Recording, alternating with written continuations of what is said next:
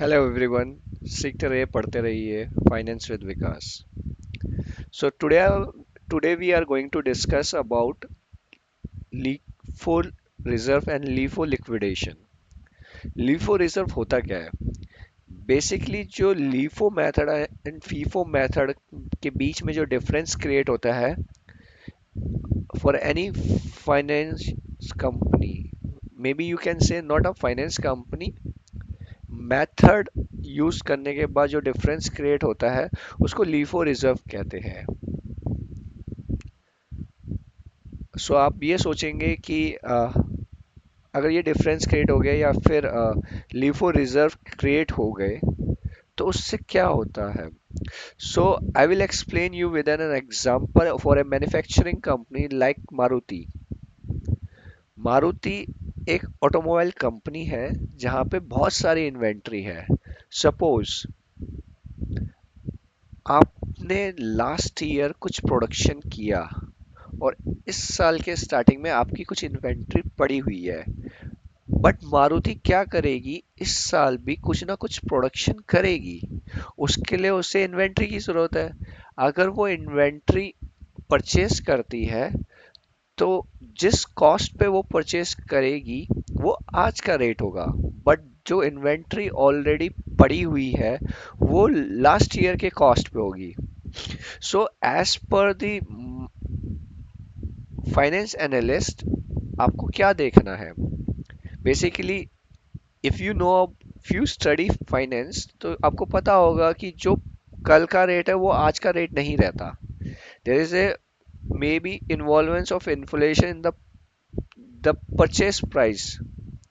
तो उस खरीदने के जो दाम में कुछ ना कुछ इंक्रीज होगा बिकॉज ऑफ द इन्फ्लेशन और मार्केट रेट चेंजेस होने की वजह से।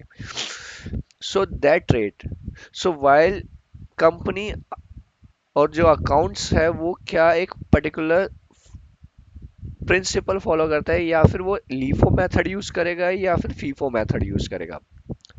So the difference the LIFO and FIFO is here is कि अगर कंपनी लीफो मेथड यूज करती है तो last in first out method में क्या वो होता है कि कंपनी अभी जो प्राइस चल रहा होता है उसी को कंसिडर करके अपनी COGS इंक्रीज करती है, मतलब cost of good sold increase हो जाता है, प्रोडक्टिविटी एक तरह से इंक्रीज हो जाती है, प्राइस का कॉस्ट बढ़ जाता है और प्राइस के कॉस्ट बढ़ने से उनका प्रॉफिट लो हो जाता है। कॉस्ट ऑफ गुड सोल्ड करेंगे तो प्रॉफिट कम दिखेगा। उससे क्या होता है, जो आपकी इन्वेंट्री बच गई है स्टॉक में वो प्रीवियस प्राइस पे ही रहती है। और ऐसे ऐसे कर धीरे धीरे करके जब कंपनी एक दो तीन चार फाइनेंशियल ईयर आगे चली जाती है, जो धीरे धीरे इन्वेंट्री जो पाइल अप हो जाती है विद लीफो मेथड पुराने प्राइस पे, वो एक रिजर्व क्रिएट करता है। उसको हम बोलते हैं LIFO reserve.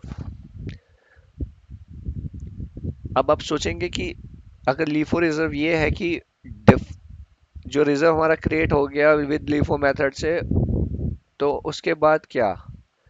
Price liquidation, LIFO liquidation क्या होता है? So what I think maximum companies will ask about LIFO liquidation.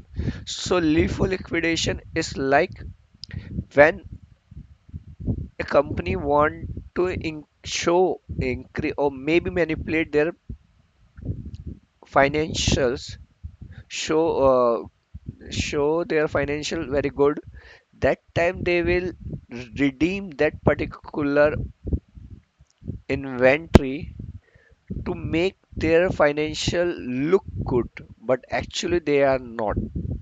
The reason, अगर मैं और या कंपनीज पुराने नई इन्वेंट्री परचेस ना करे और अपने रिजर्व वाली इन्वेंट्री को यूज कर ले विद दैट पर्टिकुलर कॉस्ट जो अब पुराने कॉस्ट पे है, तो करंट प्राइस के अकॉर्डिंग वो लोअर होगा। तो उससे अगर वो कॉस्ट ऑफ रिवेन्यू जो क्रिएट होगा वो आज के प्राइस के अकॉर्डिंग होगा, बट जो कॉस्ट आप इंकर करोगे वो आप बुक करोगे पुराने प्राइस पे।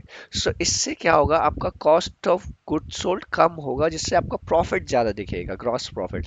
ग्रॉस प्रॉफिट ज़्यादा दिखेगा तो आप आपका टैक्स भी ज़्यादा होगा, आपका नेट प्रॉफिट भी अच्छा आएगा।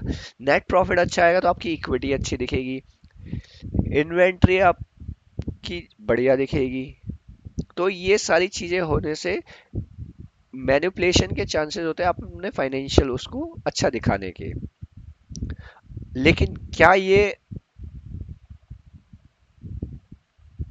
रेकरिंग है? नहीं, ये कंपनी सिर्फ एक बार कर सकती है। तो एज ए फाइनेंशियल एनालिस्ट आपको क्या करना है कि आपको ये देखना है कि कंपनी ने कोई लीफो लिक्विडेशन तो नहीं यूज किया, अपने जो लीफो रिजर्व है उसको तो रिडीम नहीं किए। अगर किए हैं तो may be it's a red flag for that particular company. Hope this will help you to understand what is LIFO reserve and LIFO liquidation. Thank you.